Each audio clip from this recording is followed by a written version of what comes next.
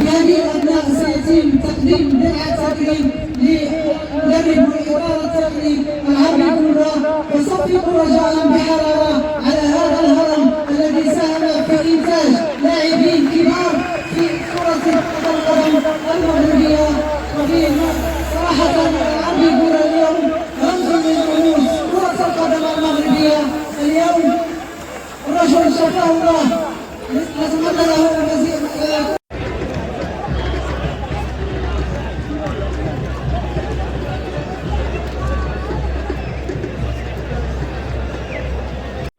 لحظة فارقة في مسار أي رياضي هي لحظة التكريم وتقديم ثقافة الاحتراف.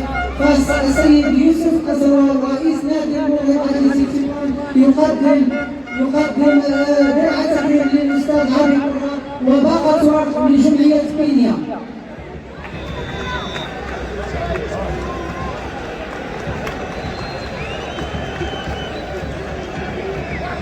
يا علي بابا رضا كمل.